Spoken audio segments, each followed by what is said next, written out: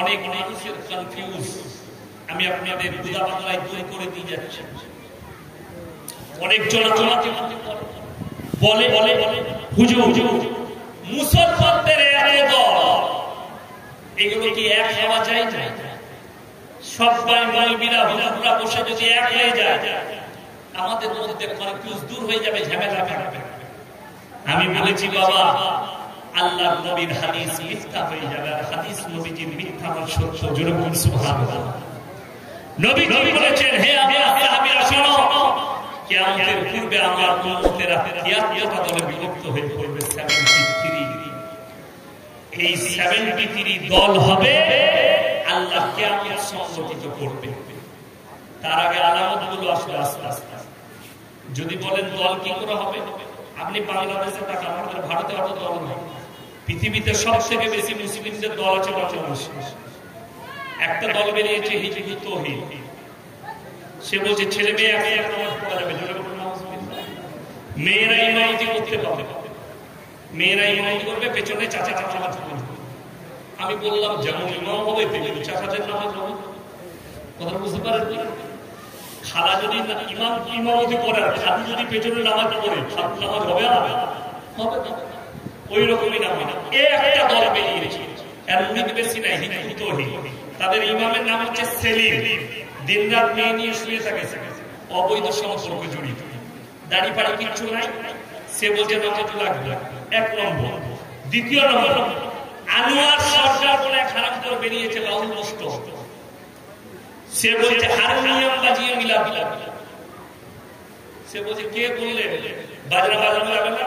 বলে নবীজি বাজনা পছন্দ করতেন। জোরে করে নাউজুবিল্লাহ। কত বড় নবীজির উপরে তহল। আর একটা দল বেরিয়েছে, তার নামটা আমার মনে পড়ছে না, ফেসকার দাঁড়িয়ে নামাজ পড়ে না।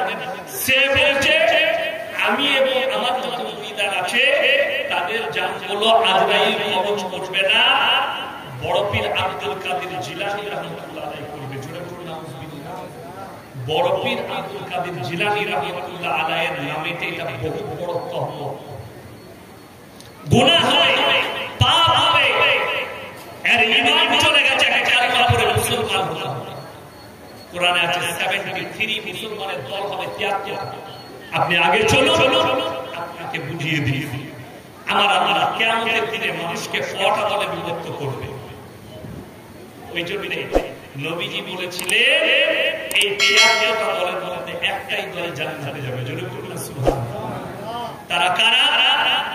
তারা হচ্ছে ইহদিনাস সিরাতাল মুস্তাকিমের উপরে যারা পরিচালনা করবে নিজেকে, যারা আইয়ামুল আহসানু আমালা, ভালো আমলটা আল্লাহর কাছে করে নিয়ে যেতে পারবে, তারা কোরআন খুলে না পড়ে। চলুন কোরআন খুলে দেখে আমার আল্লাহ রাব্বুল আলামিন কি বলবে, পৃথিবীর মানুষকে আল্লাহ কি করবে।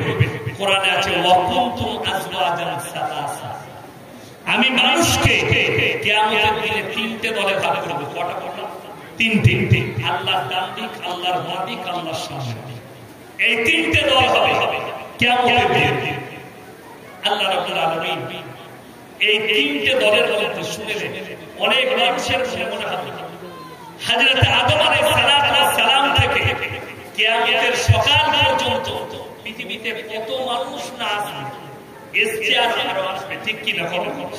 যারা চলে গেছে, যারা আসবে, যারা যাবে, মধ্যে থেকে আমরা যারা যাব, এরকম কত মানুষ আসবে, আসবে না আসবে, কত আসবে, কত যাবে।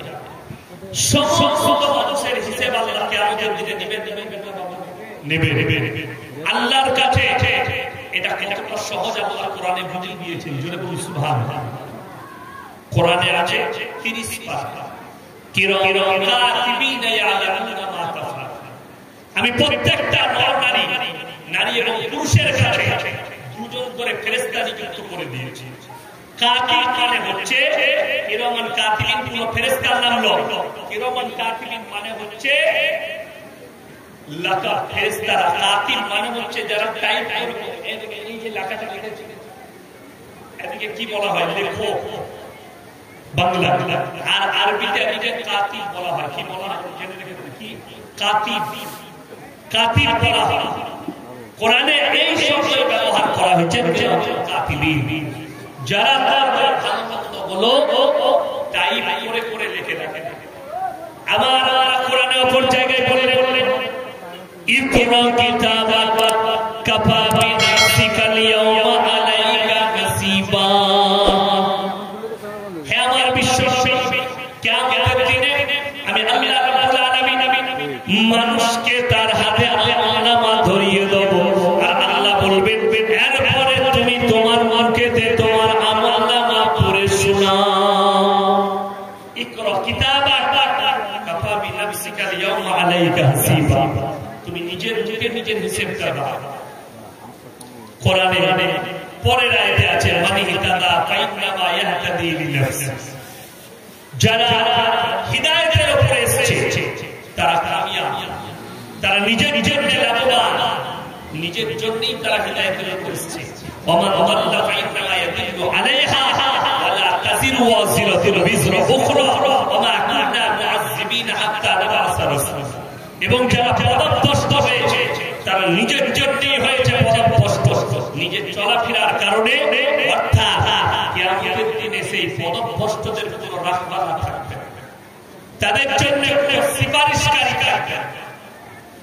ওই জন্য আমার মুসলমান ভাই কেউ পদভ্রষ্ট হবে না, জোরে বলুন ইনশাআল্লাহ। ছেলেকে শিক্ষা দেবে, মক্তব চালান গ্রামে, যে ছেলেরা সকালে স্কুল যায় তাদেরকে বিকালে কবে পাবে, যে ছেলেরা আপনার বিকালে আপনার বিকালে স্কুল আছে, যাদের দুপুরের পরে স্কুল আছে 10টার পরে, ফজরের পরে মসজিদে পাবে। দ্বীনি শিক্ষার জন্য, কোরআন শিক্ষার জন্য, ইলম শিক্ষার জন্য, আপনার দিনের উপরে প্রতিষ্ঠিত হওয়ার জন্য আপনার ছেলেকে তাকিদ দেন। 7 বছর বয়স হলে তাদেরকে নামাজে তাকিদ দিতে থাকুন, নামাজের কথা বলতে থাকুন, যাতে পরকালটা তাদের সুন্দর হয়। সবাই দুজনে বলুন ইনশাআল্লাহ। 7 বছর বয়স থেকে। আজকে আমাদের দুঃখ কি জানেন? ছেলে স্কুল না গেলে মা মারে, ঠিক কিনা কথা বলেন?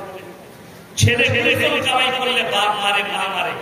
পয়সা দিচ্ছে টিউশনে, তুমি কামাই করেছো, কিন্তু দুঃখের বিষয় কি বলবো, ছেলের জীবনে প্রত্যেক দিন বালে খাওয়ার পর থেকে নামাজের পর নামাজ কাজা করে যাচ্ছে, মা কোনদিন বলে না যে বাবা নামাজটা।